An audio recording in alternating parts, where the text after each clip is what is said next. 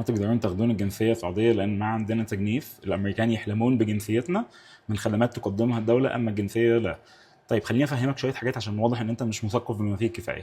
فعندك مثلا مصريين، عندك بيومي فؤاد، عمرو اديب، محمد هنيدي، دي ناس اخدت الجنسيه بالفعل. عندك امريكان، استراليين، كنديين بيجوا السعوديه مش عشان الجنسيه، هم مش عايزين الجنسيه بتاعتك، الجنسيه بتاعتك مش هتعمل لهم حاجه، هم جايين عشان فلوسك.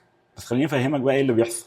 عندك السي او بتاع هيئه الدرعيه امريكي، السي او بتاع ريد سي شركه البحر الاحمر كندي، السي او بتاع شركه اكسترا مصري. فدي كلها ناس ماسكين مدراء تنفيذيين جوه السعوديه، جنسيتهم ما هي سعوديه، هم بيجوا عشان فلوس اكتر، وهم مش عايزين الجنسيه، جنسيتك مش هتزيد لهم حاجه.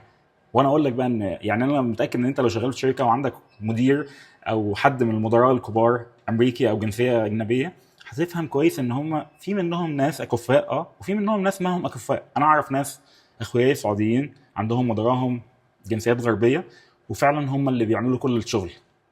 هي مشكلتنا الوحيده احنا بس كعرب ان احنا دايما عايزين عقد الخواجه زي ما بيقولوا، وبنفضل في الاخر نتخانق مع بعض.